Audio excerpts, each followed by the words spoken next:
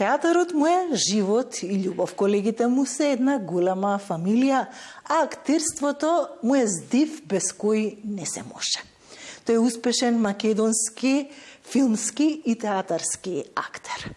И сега доаѓаме до моментот кога се е момент и моментот е се.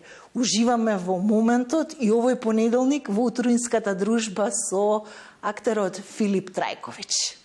Добро утро, Филип. Добро утро. Ајде да тргнеме од она што е најтез. Кајмак на Милчо Манчевски. Се промовираше неодамна. Се чини ја освои македонската публика. Го сака македонската публика. Црна комедија или среќна трагедија? Во него го толкувате ликот на Методи. Како се подготвувавте? Па за улогата отидов на кастинг прво, се јави Милканчевска, нели? Со неј го сработивме првиот дел од кастингот.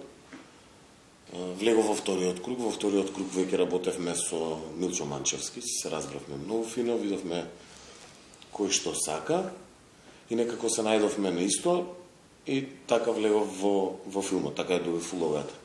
Понатака припремите си беа со проби, тоа е нешто што не често се прави толку многу, ама добро.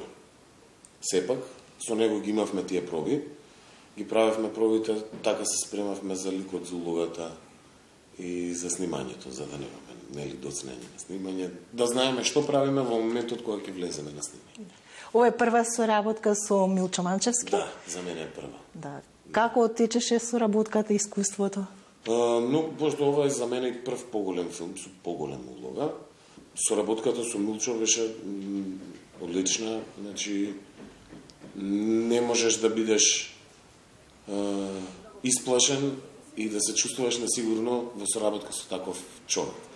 Мислам со човек кој навистина знае многу за својата професија и знае како да ти помогне на тебе како актер да го добиете она што навистина е потребно за филмот. Методи според вас добар или лош човек? Малку тешко прашање.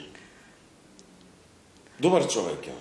Некаде длабоко, без разлика на изборите што ги прави, он е секако добар човек. Мислам, човек со толку многу љубов за сите околу себе не може да биде лош човек. Човек што ги става на прво место сите други, па после себе си, не мислам дека може да биде лош човек. Има некоја сцена од филмот што беше тешко да ја доловите, да ја донесете?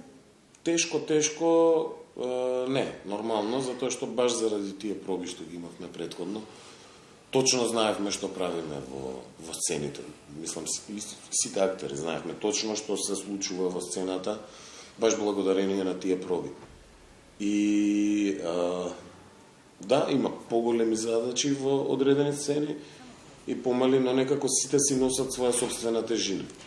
Затоа што сегде треба да се изигра едно нешто одредено што сме го направиле. Па така во целото тоа, во целата таа гужва, како што е на сет, има луѓе, се местат, гужва е цело време, има многу. Друго е кога работите сами со режисерот и со колегите, многу е поедноставно. И одеднаш се наоѓате во ситуација каде што има многу луѓе околу вас, а вие треба да го направите истото, така да посебно тешка сцена нема од тој аспект. Ама имав една сцена каде што треба да плаче бебето. Бебето кое што нашето бебе, нели, кое што на цело време беше многу расположено, само се смееше, никако не плачеше. Со сите се смееше, сакаше многу луѓе. Имаше сцена во која што јас го држам и оно треба да плаче. И не знаевме што како да се случи тоа, затоа што сега моето искуство со деца не е баш толку големо. Мајка му на крај, Симона Спировска, кажа, вика, фати му ги рацете, сврти го на кедзит и ќе почне да плаче. Да не може да мрда. Тоа прекрасно суштество, например, кога го фатив така, кога почна да плаче, одеднаш толку многу непријатно се осетив, затоа што јас го натерав да плаче од сите тоа дете што не пушти ни еден плач предходно, сега јас одеднаш го држам, не му давам да мрда и почнува да се нервира и почнува да плаче. Тоа ми беше мене лично најтешко да го гледам тоа бебче како плаче. Да. Еве во вашата матична куќа, во Драмскиот театар, на штиците што живот значат овде, остварени се бројни ваши улоги. Публиката во Драмски е научена на врвни актерски роли, на вашите колеги и на вас. Така, апсолутно. Да, многу улоги спомнав, мојот сопруг, мојот маж, странци, тоа се касапски кучиња. Таа е од првите. Да. Да, има многу. Има некоја улога што ви е посебно драга, што кај вас буди посебни емоции? Спомнавме неколку представи. Сега да речеме во последните години, ајде да кажам, втората половина од овие 12-14 години има представи што се, например, како генетика на кучињата, која што за мене е многу значајна улога во театар. Првата беше во Хамлет, Хорацио го играв, таа исто. Тоа се две представи на Дејан Пројковски. Во последниве представи што сега ги играм, и улогата во Странци, и улогата во Мојот маж, навистина многу ги сакам. Имавме многу интересен процес со Зоја Бузалковска. Овие двете претходно се на Нела Витошевиќ, и двете представи со нејзи имаме супер соработка. Мислам, со сите имаме супер соработка генерално. Ама еве да речеме, например, сега последниве Мојот маж и Странци, тоа е навистина да ти е мерак да доаѓаш да играш. Исто така представата на Зоја Бузалковска, Чудна случка со кучето во ноќите, таму имавме еден многу поинаков и интересен процес, кај што малку физички требаше да бидеме поспремни и така натака. Таму играм повеќе улоги, значи таму играм повеќе мали улоги во самата представа и секоја од нив на посебен начин, да речеме, ми е драга. Кој е Филип Трајковиќ кога ќе се симне од сцената?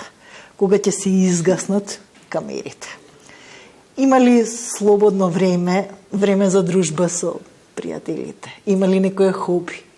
Каква музика слуша? Кој е Филип Трајковиќ кога ќе се симне од сцена? Еден човек што живее во Горно Соње сега, за сега што ужива во тоа. Надвор од градот и надвор од големата.